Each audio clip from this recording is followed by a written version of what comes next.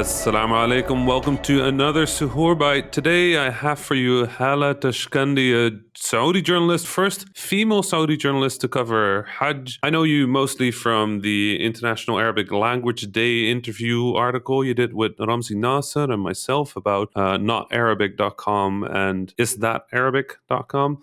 Hala, thanks so much for being here. Hi, Assalamu alaikum. Thank you so much for having me. This is super exciting. I remember when we first spoke, I think the Habibis was sort of like an early thought Oh, yeah, I remember. when we were doing that interview. Yeah, that was an early idea, I think, wasn't it? Yeah, I remember mentioning to you that it might be a good idea, it might be something fun, and you had spoken about being interested in doing something with Fauzi and Osama. So Right. I think I was one of the first probably to listen to the first episode and one of the first members of the official Habibis Discord. Right. Yeah, no, it's been lovely. And it's been really fun to see it grow. I don't know. For me it feels like such a wonderful way of participating in the Arab culture. And I don't know, for me it's always been part of me being Arab, but it's also been something that, I'm half Dutch, half Arab. So feeling at home in a space that is more Arab is really lovely to me. Yeah, no, absolutely. I think it was the most interesting part, I think, of the Habibis Discord for me was seeing how different everybody is, despite all of us like sort of being Arab, like the subcultures within the subcultures within the subcultures. There's no one way to be Arab. Right. There's so much. How is that for you? How is life for you that way? Do have a bit of a varied background, I would say. I was born and raised in the United States. Mhm. I'm fully Saudi, but I do sort of very strongly relate to the American side of myself as much as the Saudi side of myself. Right. And like for us within Saudi Arabia itself, there's again subcultures within subcultures. My family's originally from the western part of Saudi Arabia, from the Mecca and Medina region, Hmm. but I live in the capital city in Riyadh. So, Right. so many different like cultures and ways of life, even within Saudi Arabia itself. So I think that's kind of Right. the most interesting part for me. There's not only not one way to be Saudi, but there's even like within one sphere, you can still have so many differences. I think that's one of the most interesting things, and one of the things that I think we've been sort of running into in the games industry, obviously where I work, is that Arab is still sort of seen as monolithic. Yeah.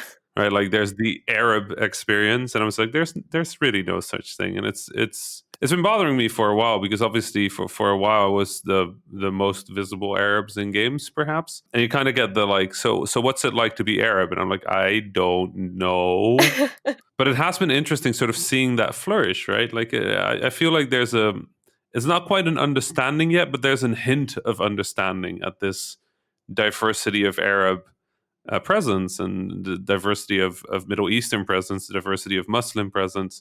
We might not remain in monolith. Yeah, I remember we had this discussion where we talked about you being called a visible Muslim in the industry. Right. I mean, it's a term that I think I dislike as much as you do, partly because, again, there's not just one way to be Muslim. There are so many different ways people identify with their sort of Muslim self. And it's really, really kind of difficult to lump all of the Muslims into one category. Right. I mean, Yeah. obviously, there are sort of like uniting factors, like Ramadan being one of them. Right now, everybody is sort of like in this Right. communal spirit. We've all got like, despite this pandemic that's happening, it's been sort of unifying as much as it's been isolating. For sure.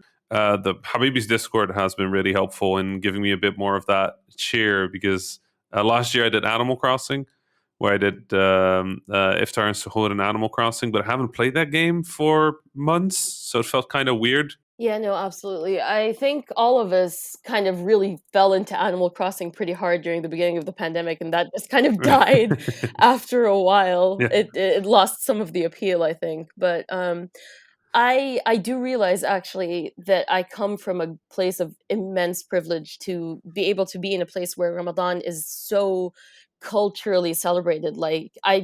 It's everywhere. It's almost unavoidable, unescapable. Not that one would want to escape it, Right. mind you, but just say Right. that, like, I'm It's surrounded by it in a way that I think a lot of right. Muslims maybe are not right now, and, my Right. heart does go out to them. What is it like there? Right now, I mean, with it being in the middle of the pandemic and all, it's a bit more muted, I'd say, but, it's still kind of prevalent everywhere. When you go out to the shops, even, like, to the supermarkets or whatnot, everything is just kind of like Ramadan this, Ramadan that. The obviously traditional Ramadan foods are all on sale, and you've got, like, these ads for them everywhere. Here in Saudi, we associate Ramadan very strongly with a drink called Vimto. I don't know if you've had it. I don't know if Mhm. yeah.